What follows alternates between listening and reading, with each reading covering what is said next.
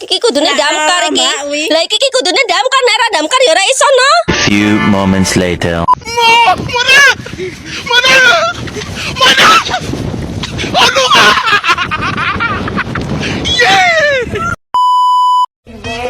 Just a feeling that I want me behind because it's something that is so just in my mind. I guess it goes like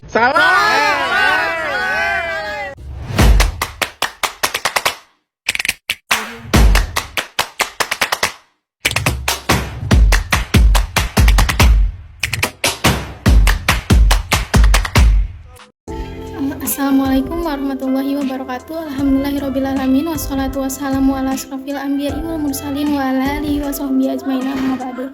Yang saya hormati Bapak dosen pengampu mata kuliah komunikasi bisnis, yaitu Bapak Teguh Setiadi, dan yang saya banggakan pula teman-teman sekalian. Perkenalkan, nama saya Nadiatul Mamduha dengan NIM 21557.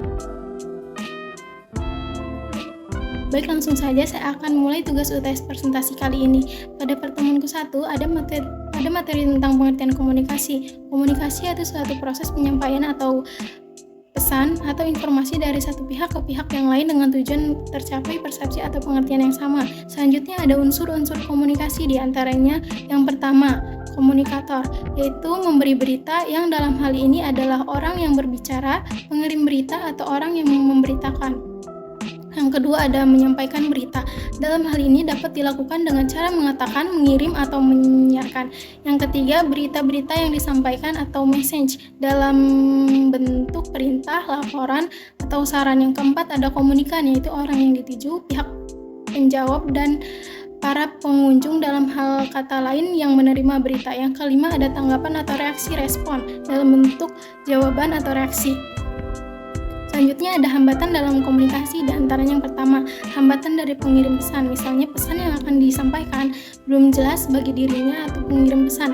Hal ini dipengaruhi oleh perasaan atau situasi emosional. Yang kedua, hambatan dalam penyandian atau simbol. Hal ini dapat terjadi karena bahasa yang digunakan tidak jelas sehingga mempunyai arti lebih dari satu. Simbol yang dipergunakan antara si pengirim dan penerima tidak sama, atau bahasa yang dipergunakan terlalu sulit. Yang ketiga, hambatan media adalah hambatan yang terjadi dalam penggunaan media komunikasi, misalnya gangguan suara radio dan aliran listrik sehingga tidak dapat mendengarkan pesan. Yang keempat ada hambatan dalam bahasa sandi. Hambatan terjadi dalam penafsiran sandi oleh si penerima. Yang kelima ada hambatan penerima pesan, misalnya kurangnya perhatian pada saat menerima atau mendengarkan pesan, sikap prasangka tanggapan yang keliru, dan tidak mencari informasi lebih. Selanjutnya yaitu cara mengatasi hambatan komunikasi. Yang pertama, menggunakan umpan balik, berikan kesempatan pada orang lain untuk menyampaikan ide atau gagasannya sehingga tercipta dua iklim komunikasi. Yang kedua, kenali si penerima berita, contohnya bagaimana latar belakang pendidikannya, bagaimana pengetahuannya tentang subjek pembicaraan, dan sejauh mana minat dan perasaannya. Yang ketiga, merencanakan secara teliti, pertimbangan secara baik-baik siapa, mengapa, kapan, dan bagaimana. Selanjutnya pada pertemuan kedua ada materi tentang model dan cakupan komunikasi. Fungsi model komunikasi yaitu yang pertama, menunjukkan hubungan visual. Yang kedua, menunjang dan memperbaiki hambatan dalam komunikasi. Yang ketiga, mengorganisasikan data dari data yang sama namun belum teramati secara detail. Yang ketiga ada heuristik sebagai penunjuk fakta baru yang belum ada. Yang keempat yaitu prediktif, memprediksi pengukuran untuk mengukur fenomena yang telah diprediksi. Selanjutnya ada model komunikasi. Model komunikasi linear. Gambar model komunikasi paling sederhana yaitu terjadi secara satu arah. Pesan yang disampaikan melalui arus secara langsung dari pengirim pesan ke penerima pesan. Dalam model komunikasi linear, penerima pesan bersifat pasif sehingga tidak dapat memberikan umpan balik atau feedback secara langsung. Yang kedua, ada model komunikasi transaksional.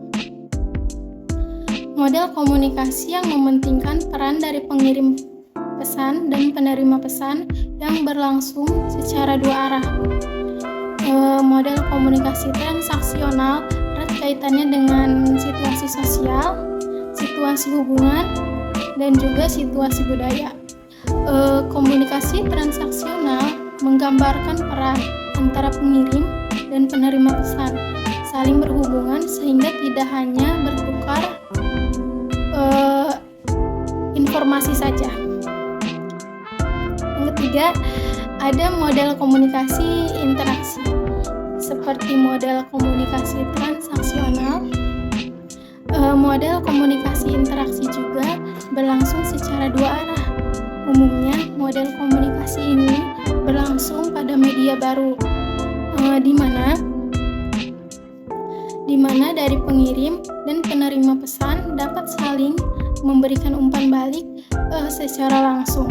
Selanjutnya ada cakupan komunikasi. Yang pertama, ada bentuk komunikasi, diantaranya yaitu personal communication. Personal communication dibagi diantara intrapersonal communication atau komunikasi intrapribadi. Yang kedua ada group communication atau komunikasi kelompok, yang diantaranya ada small group communication, yang diantaranya ada lecture, panel, discussion, simposium, seminar, brainstorming, dan yang selanjutnya ada group communication atau public speaking. Yang ketiga ada mass communication atau komunikasi dengan media pers, radio, TV, film, dan sebagainya. Lanjut, cakupan yang berikutnya itu sifat komunikasi. Yang pertama verbal, diantaranya ada oral atau ucapan, liter atau tulisan. Yang kedua ada nonverbal, diantaranya kinesikal bahasa tubuh, gestural gerak-gerik tubuh, postural sikap tubuh, facial expression atau ekspresi muka, simbolik clothing, pemakaian simbol, signal yaitu bel, bedug, morse, simapur, dan selanjutnya ada pictorial, yang diantaranya ada poster, billboard, rambu lalu lintas. Selanjutnya ada model organisasi. Ada dua macam, yaitu model organisasi mekanistik dan model organisasi organik. Model mekanistik yaitu model yang menekankan pentingnya mencapai produksi dan efisiensi tingkat tinggi. Cakupan organisasi diantaranya mencakup organisasi dan pembaruan statuta. Perencanaan strategis adalah kegiatan manajemen organisasi yang digunakan untuk menetapkan prioritas, memfokuskan energi dan sumber daya, memperkuat kinerja operasional. Selanjutnya dalam pertemuan ketiga ada materi tentang tujuan komunikasi. Tujuan umum komunikasi secara umum adalah mendukung tujuan bisnis agar bisnis menjadi lebih efektif dan efisien, juga membantu memperbaiki pengelolaan bisnis sehingga tujuan perusahaan akan tercapai. Tujuan khususnya dari komunikasi bisnis yaitu menciptakan interaksi atau hubungan dalam perusahaan, baik hubungan antara perusahaan dengan karyawan, hubungan perusahaan dengan konsumen, dengan pemerintah, atau dengan pihak eksternal lainnya. Menurut Alexander Pian, dalam buku Komunikasi Bisnis tahun 2011, komunikasi bisnis memiliki 3 tujuan, yaitu yang pertama, memberikan informasi. Tujuan yang pertama adalah menyampaikan informasi kepada orang lain. Tujuan komunikasi bisnis adalah memberikan informasi yang berkaitan dengan dunia bisnis bagi pihak lain. Tujuan komunikasi bisnis misalnya ketika pemimpin perusahaan ingin mendapatkan pegawai baru yang kompeten, maka penerapan tujuan komunikasi bisnis adalah ia akan memasang sebuah iklan melalui media baik cetak maupun elektronik. Yang kedua, melakukan persuasi. Tujuan komunikasi bisnis yang kedua adalah melakukan persuasi. Tujuan komunikasi bisnis adalah untuk memberikan persuasi kepada pihak lain agar suatu yang disampaikan dapat dipahami dengan baik. Yang ketiga, melakukan kolaborasi. tujuan komunikasi bisnis adalah melakukan kolaborasi atau kerjasama bisnis dengan pihak lain. Bila tujuan komunikasi bisnis bisa berjalan dengan baik, maka aktivitas bisnis akan berjalan dengan baik.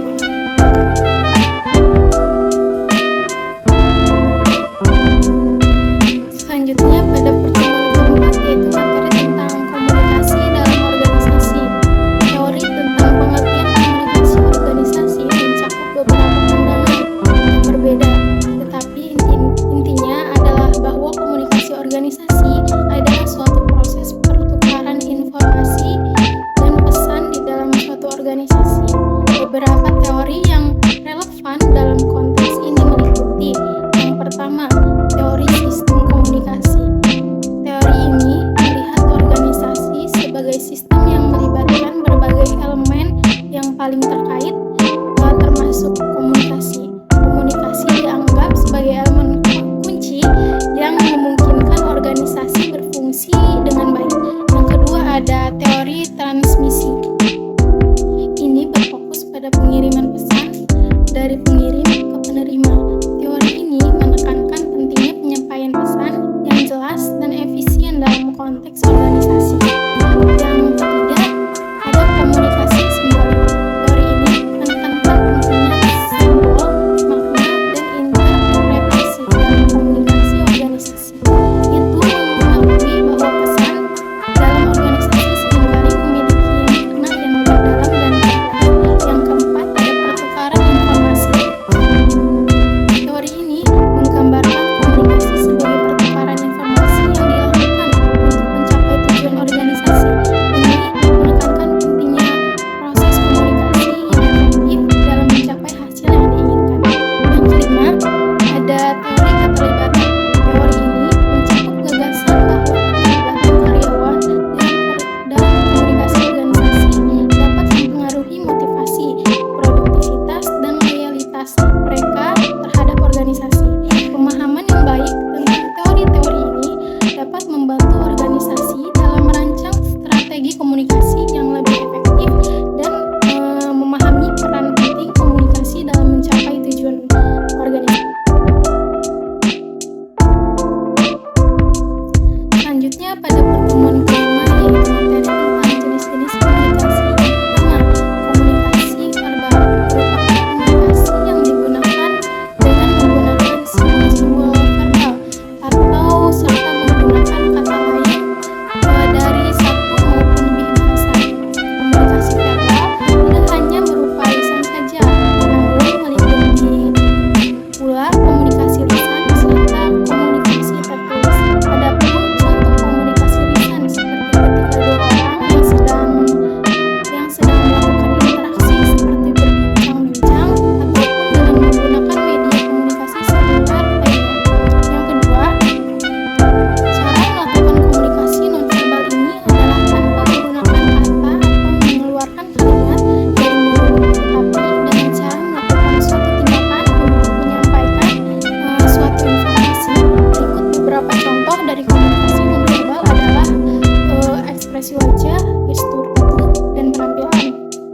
Yang ketiga yaitu komunikasi formal, merupakan komunikasi yang terjadi di antara organisasi maupun perusahaan dengan tata cara yang telah diatur sebelumnya sesuai dengan struktur organisasi.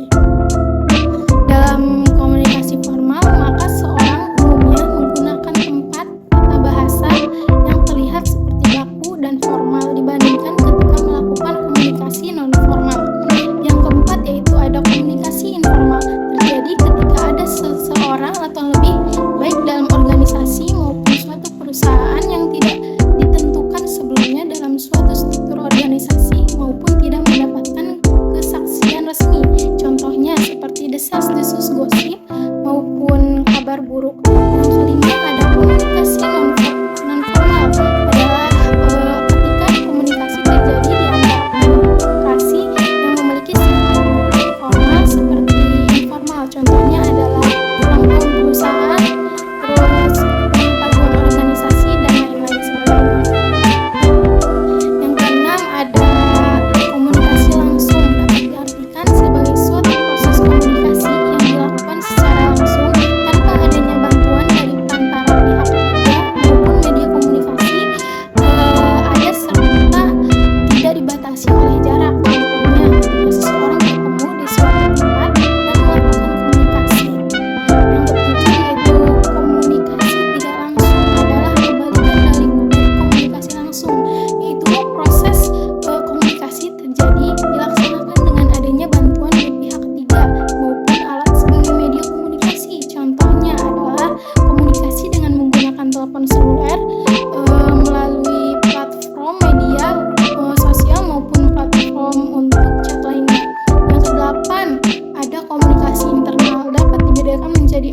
membedakan menjadi